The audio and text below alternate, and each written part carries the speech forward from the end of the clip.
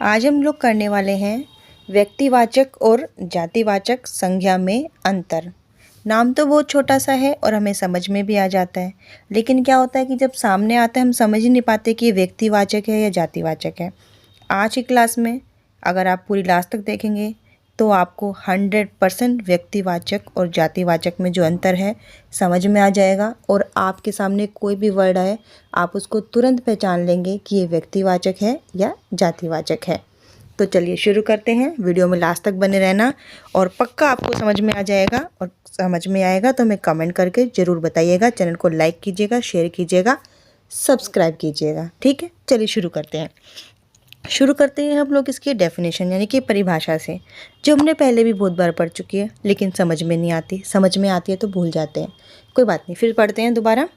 तो परिभाषा क्या है? व्यक्तिवाचक संज्ञा की विशेष नाम, ठीक है ना, स्पेशल जो नेम होते हैं, जैसे कि जो किसी विशेष व्यक्ति, वस्तु या स्थान का बोध कराए, जैसे हिमालय, महात्मा गांधी, भारत, सूर्य, रामायण।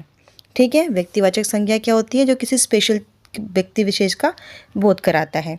समझ में नहीं आया, ऊपर से निकल गया, कोई बात नहीं।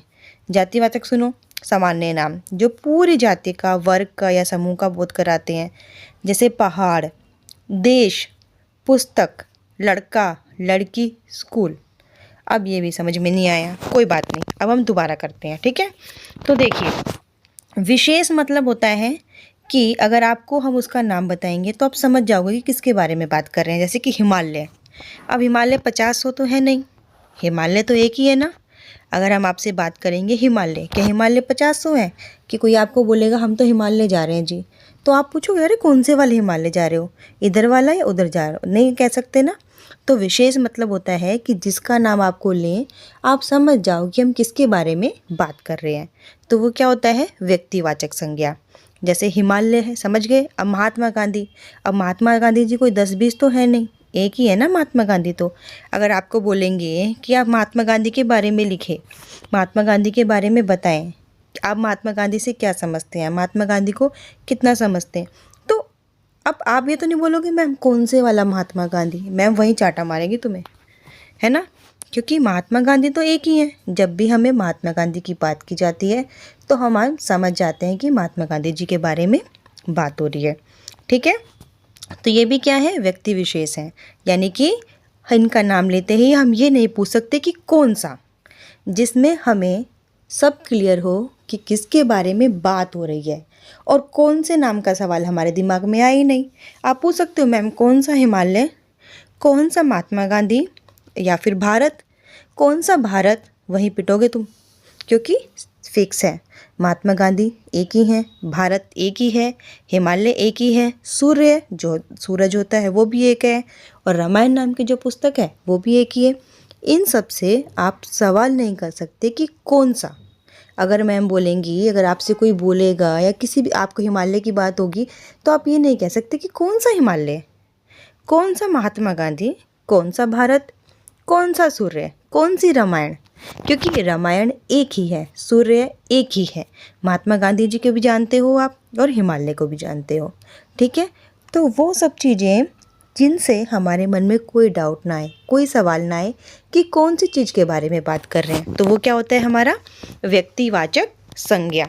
वीडियो में बने रहना, मैं आपको आपसे ही एग्जाम्पल दूंगी तो आपको कभी नहीं भूलोगे। ठीक है, अब आता है जातिवाचक, जिसकी परिभाषा तो हमने पढ़ ली। अब आप देखो ऊपर क्या लिखा था? हिमालय। तो हमने पूछा ना कौन सा हिमालय, नहीं ना, एक ही हिमालय होता है। अब नीचे लिखा है पहाड़।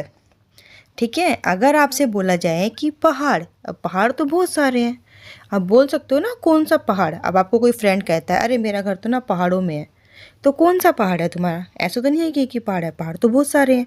तो जो चीज़ बहुत सारी होती है और जिसको सुन के आपके मन में डाउट आए और आपके मन में सवाल आए कौन सा, जब आपके मन में सवाल आता है कौन सा, तो वो कौन सी संज्ञा होती है? जातिवाचक। ठीक है, पहाड़ कौन सा, देश कौन सा, अब देश तो बहुत सारे हैं लेकिन कौन सा देश।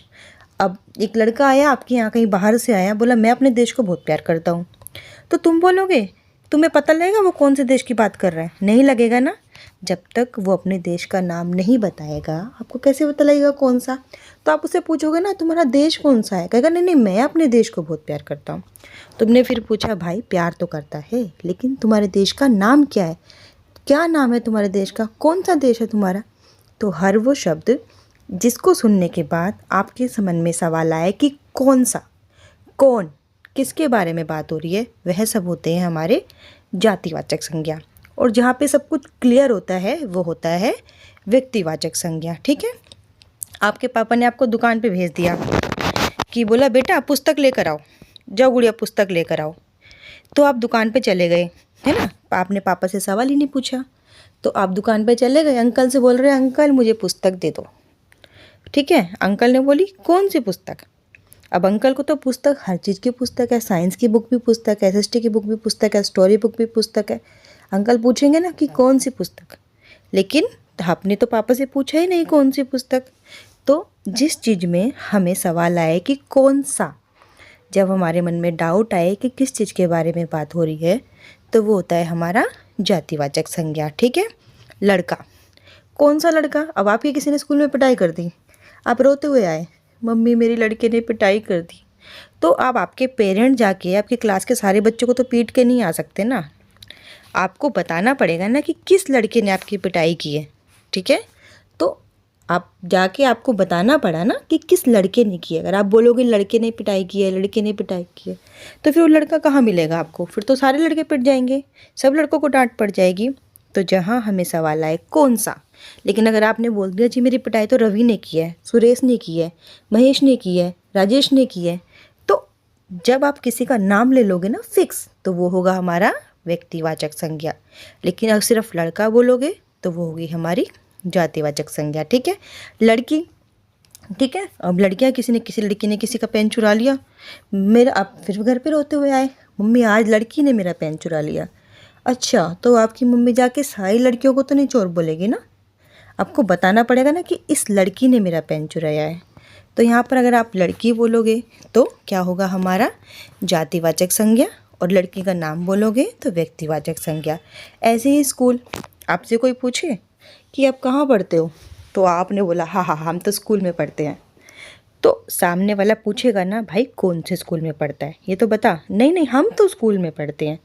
वो फिर पूछेगा भाई कौन से स्कूल में पढ़ता है, तो स्कूल क्या हो गया हमारा जातिवाचक संज्ञा, क्योंकि स्कूल तो बहुत सारे हैं।